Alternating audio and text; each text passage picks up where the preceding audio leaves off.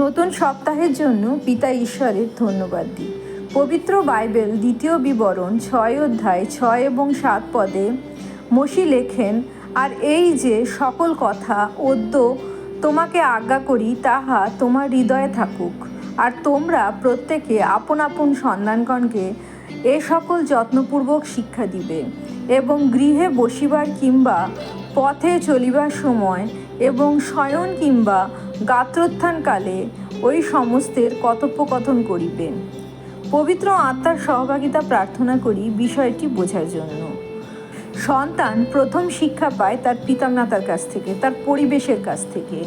একজন খ্রিস্ট বিশ্বাসী তার সন্তানকে কিভাবে ঈশ্বরের পথে নিয়ে আসবে।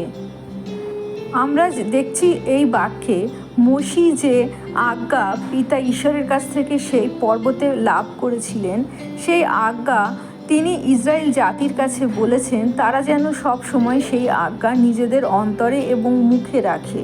শুধুমাত্র সেই ব্যবস্থা নয়, আমরা জানি প্রভু যীশু আমাদের সকল ব্যবস্থা থেকে মুক্ত করেছেন, কিন্তু যে পবিত্র বাইবেল তা হলো ঈশ্বরের ম্যানুয়াল।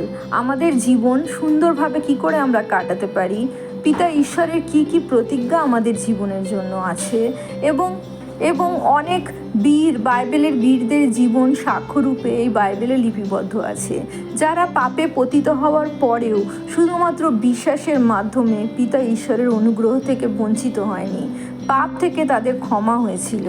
বাইবেলের প্রতি পাতায় প্রভু যীশুর কথা আছে, যে আমাদের পরিত্রাতা মুক্তিদাতা প্রভু যীশু আমাদের সকল পাপ গ্রহণ করে ক্রুশে আরোহণ করেছেন। তার অনুগ্রহই আমাদের জীবনের জন্য যথেষ্ট, এবং তার সেই আত্মা, পবিত্র আত্মা, তাকে বিশ্বাস করলে আমরা লাভ করি।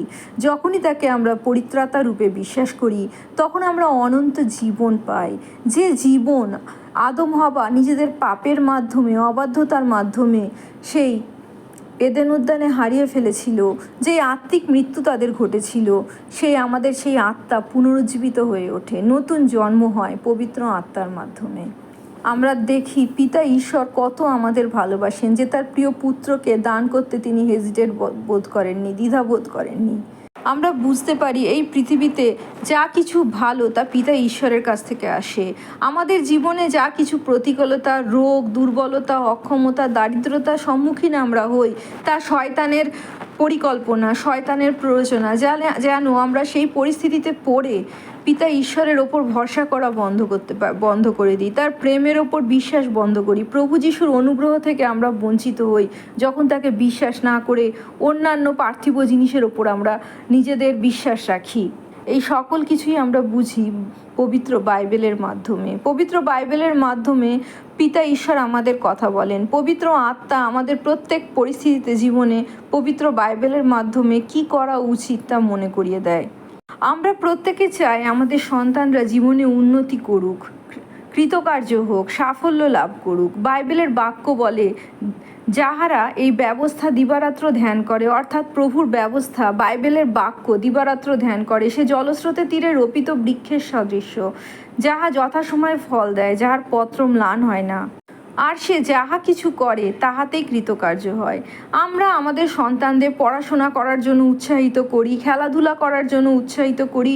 সব থেকে প্রথমে আমরা যদি খ্রিস্ট বিশ্বাসীরা বাচ্চাদের বাইবেলের বাক্যের দিকে নিয়ে যাওয়ার জন্য উৎসাহিত করি, তো প্রভুর বাক্য যা সর্বৈব সত্য, তার যে প্রমিসগুলি, প্রতিজ্ঞাগুলি, যা অবশ্যই আমাদের জীবনে পূর্ণ হবে, যে আমাদের সন্তানরা যা কিছু করবে, যে কাজই ঈশ্বরের পরিকল্পনা অনুযায়ী করবে, ঈশ্বরের পরিকল্পনা বুঝবে, তাতেই কৃতকার্য হবে। পবিত্র আত্মার সহভাগিতায় থাকলে তারা ঈশ্বরের পরিকল্পনা বুঝবে এবং জীবনে এই পৃথিবীতে সব সময় সকল কাজে কৃতকার্য হবে, যা কিছু ঈশ্বর তাদের জন্য পরিকল্পনা করেছেন। ঈশ্বরের বাক্য পালন করলে পিতামাতার আজ্ঞা অনুযায়ী, যেমন সাধু পর্ণ বলেন, সন্তানেরা তোমরা প্রভুতে পিতামাতার আজ্ঞাবহ হও, কেননা তাহা ন্যায্য। তোমার পিতাকে ও তোমার মাতাকে সমাদর করিও, এ তো প্রতিজ্ঞা সহযুক্ত প্রথম আজ্ঞা, যেন তোমার মঙ্গল হয় এবং তুমি দেশে দীর্ঘায়ু হও। সেই দীর্ঘায়ু যা পিতা ঈশ্বরের আশীর্বাদ মাধ্যমে আমরা পাই, তা সম্পূর্ণ হয়, রোগমুক্ত হয়, এবং আমরা শান্তিতে পিতা ঈশ্বরের ধন্যবাদ করে সেই দীর্ঘায়ু জীবনে উপলব্ধি করতে পারি। কিন্তু আমাদের প্রথম পদক্ষেপ হলো আমাদের যে পরবর্তী জেনারেশন, আমাদের সন্তানরা, তাদের প্রভুতে নিয়ে আসা, প্রভুর পথে নিয়ে আসা। সানডে স্কুলের অবদান এখানে অনস্বীকার্য, কিন্তু আমরা সব সময় তাদের সাথে থাকি। আমরা যদি বাইবেলে নিমজ্জিত থাকি, তারা যদি আমাদের বাইবেল পাঠ করতে দেখে, প্রার্থনায় রত থাকতে দেখে, এবং আমরা যদি তাদেরও উৎসাহিত করি প্রত্যেকটা পদক্ষেপে জীবনের ঘটনার মধ্যে, যখন আমরা পিতা ঈশ্বরকে ধন্যবাদ দিচ্ছি, তারা বোঝে। বাইবেলের বাক্যের উদাহরণের মাধ্যমে আমরা যখন আমাদের সমস্যাগুলি সমাধান করি, তখন তারা প্রভুকে বিশ্বাস করতে শেখে। মসিহ এখানে বলেন যেন আমরা বসিবার কিংবা পথে চলিবার সময়, শয়ন কিংবা গাত্রোত্থানকালে সমস্ত সময় কথোপকথন করি। বাইবেলের বাক্য, বাইবেলের উদাহরণ যেন আমরা চলতে ফিরতে, বসতে উঠতে, ঘুমানোর সময়, ঘুম থেকে ওঠার সময় বাচ্চাদের সাথে আলোচনা করি, যেন ওদের অন্তরে তা প্রবেশ করে যায় যে বাইবেলের বাক্য ছাড়া আমাদের জীবন চলা অসম্ভব। এই উপলব্ধি তাদের জীবনে উন্নতি সাধন করে। পিতা ঈশ্বরের পরিকল্পনা ওদের জীবনে পূর্ণ করতে সাধন করে। ওদের জীবন শক্ত মাটির ওপর, খ্রিস্টের ওপর বিশ্বাসে গড়ে ওঠে। প্রভু যিশুর জয় হোক।